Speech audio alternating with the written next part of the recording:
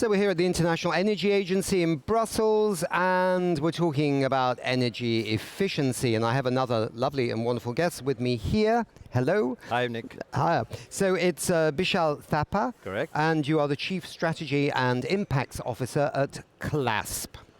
Now then, for those that don't know, tell us a little bit about who CLASP is and what you do.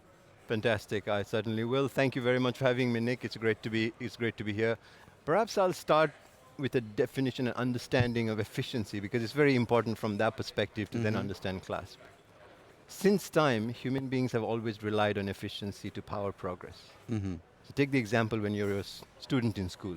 How many times were you trying to think, oh, how do I finish this math problem faster so I can go and play football or whatever it is of your choice? Or cricket. Or cricket, Yeah. yes, for the matter. Yeah. Your activity of choice. That is efficiency. Trying to figure out how to do more with less. This core sort of fundamental human intuition about doing more with less, when we purpose it for energy, is the centerpiece of our approach to climate. That's what we're relying on, a very fundamental core human instinct. When we apply it to appliances and equipment, say around the studio, the lights. If we can make the lights give out more radiance, or lumens in technical terms, with using far less energy, what does that mean? It means first, emissions go down. But second, it also reduces cost. So your producers are happy, they can use more of it. And third, which is equally important now, is because I free up energy, in terms of energy constrained environments, somebody else can get electricity, which means the child can read. CLASP is at the center of these activities. We are the leading organizations that promoting the deployment of energy efficient equipment and appliances. It could be lights, television, fridges, right? We work with governments, we work with stakeholders all over the world. Last year we estimated that our impact led to 1.6 gigatons of emission reductions and touched policies in over a large number of countries, 80 policies over a large number of countries. We're very proud of our work. We know how critical the mission is. We're very proud of the work that our partners do, but we know it's much more that needs to be done. And we're committed to it.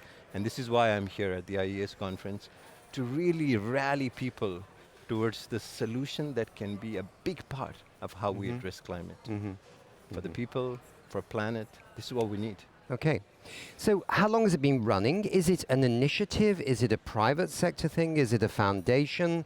What is the structure of CLASP, and what was the vision, and how did it begin? Right. CLASP is a non-profit that's been running for 25 years. This year we celebrated 25 years. When people were just waking up to the idea of efficiency, this is already something we recognized. We're based out of the US, but with offices all over the world.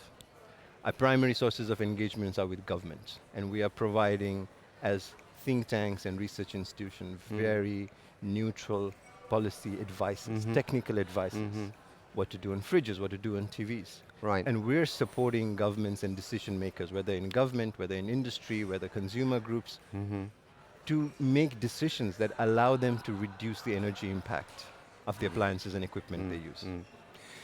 I mean, for my sins, I worked many, many years with the UN Environment Program, UNEP, as their Director of Communications and spokesperson. I remember in the early 2000s, a lot of emphasis on projects with energy efficient lighting, which was first coming into the rich countries, but then how do we get it to the less rich countries? And there were several projects focusing on India that we were involved in. Which is all very interesting, because that was again trying to work with different partners to get those bulbs in, because there were a lot of misconceptions. They were a little bit more expensive, but they lasted longer. So people didn't really have the upfront money in some of the poor areas of India, so they kept buying the old inefficient bulbs because they were cheaper, this sort of thing. Is that sort of an expression of what you're doing globally, that you're bringing the more energy efficient products and whatever?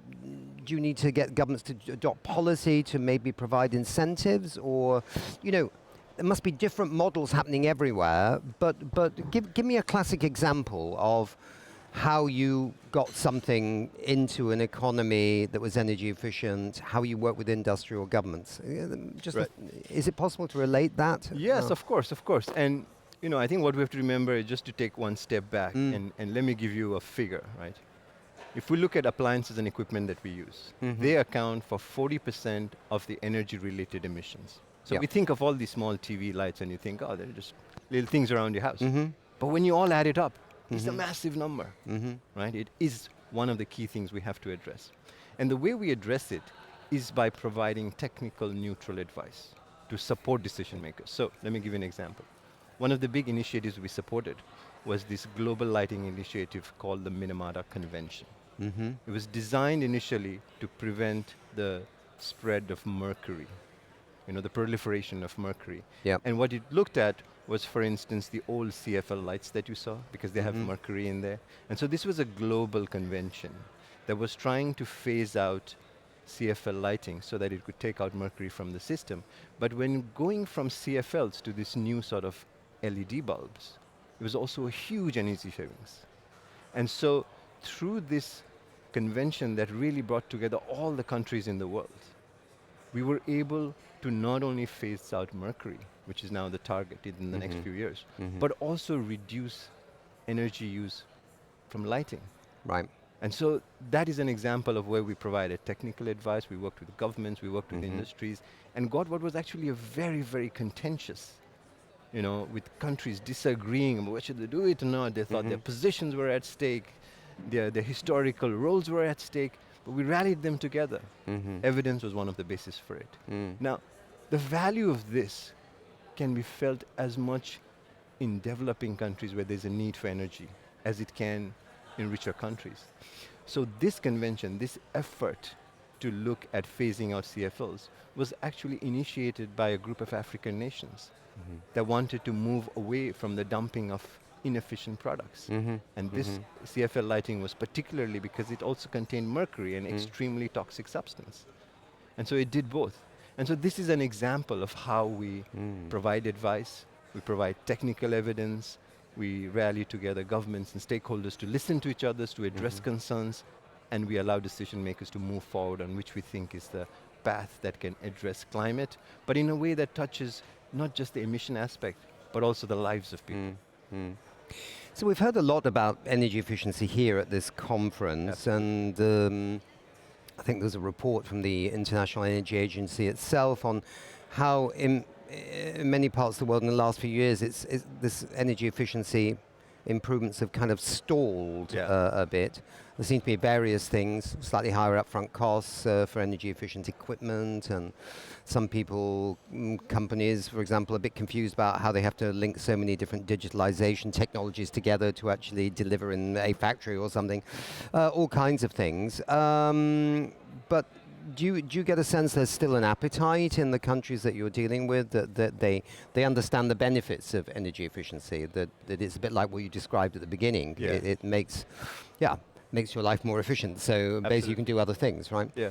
um, yeah. There is absolutely an appetite for energy efficiency, because energy efficiency, despite some of the changing narratives, people thought Mhm. about it from an emissions point of view before. Now they're thinking about it a cost point of view. Now they're thinking about economic growth. Energy efficiency is suited for almost all those contexts and Mhm. all those kinds of Mhm. challenges, right, and Mhm. those motivations. So Mhm. even though the narrative keeps changing, at heart, energy efficiency is about reducing costs, Mhm. making it beneficial for consumers, Mhm. enhancing productivity, and saving the planet from Yeah. increased emissions. Yeah. So the core message and intent of energy efficiency is very strong, remains very intact. Mhm. Now, is the appetite slowed down? I don't think the appetite is slowed down. I think a lot of energy efficiency has become embedded. And so Mm. people are beginning to think that we don't need to retain the focus on it, which Mhm. is why it may feel like it's slowing down. Mhm. But actually what we need to do is encourage governments to look Yeah. at better policies, to look at incentives, to look at market enablers that accelerate it. We need an acceleration. So the amount of efficiency that we've been able to include in the economy from appliances and equipment alone has been significant. Mm. But we need to do far more in Mm. the time that we have now Mm. Mm. and double the pace. So Mm. that means more activity on policies, on markets, on consumer behavior. And as an org, we can't do it alone. We need partners. And this is why we're here, to rally partners from all different sectors. But I don't think the appetite has slowed down. I think we need to be able to accelerate the messaging on it and to encourage more action on it. And I suppose, when I think back in the past, I think some people thought with energy efficiency, well, we're going to have so much green energy, we can just burn as much as we want of the green energy. You don't burn green energy, right? You collect it, and then suddenly everyone's found that actually the energy demands globally just keep going up and up and up and up. So Absolutely. even the renewables are doubling every 2.5 years, and that's great, exponential growth in renewables worldwide, but they're racing to keep up with the growth in the demand for energy. So if we can get more of the energy efficiency, we can take some pressure off that race to do more renewables. We need more renewables, but we can balance the thing a bit better by having more energy efficiency. Absolutely, it's essentially the supplement to renewable energy. Right. So if we can, let's say, reduce energy demand, that means we actually have to produce less energy. Which means one less solar panel, perhaps. But it's also lower cost then. Lower extraction. And that impact means that we shouldn't see it as either or, like, look, I got all this green energy, now I can leave my lights on all day, or like keep my car throttling all day. But it is that when you reduce the need for energy, you also reduce the role that is there for supply. And I think what we're finding is that it works different ways in different economies. So in some economies that are very, let's say, energy sufficient, it's about a reduction in emissions, it's about reduction in costs. But in some economies which are heavily energy constrained, 700 million people still without access to electricity, there, which are heavily energy constrained, energy efficiency can mean the difference between who gets electricity and who doesn't. No, that was a very good point, Good. Well, thank you very much. Best of luck with your work. It sounds very interesting and important. Thank you very much, Nick. Thanks being helping us to share this message and joining us in this call for more energy efficiency to get more CLASP. More CLASP. Okay. Thank you very much. Thank you very much indeed. Thank you, Nick. Okay.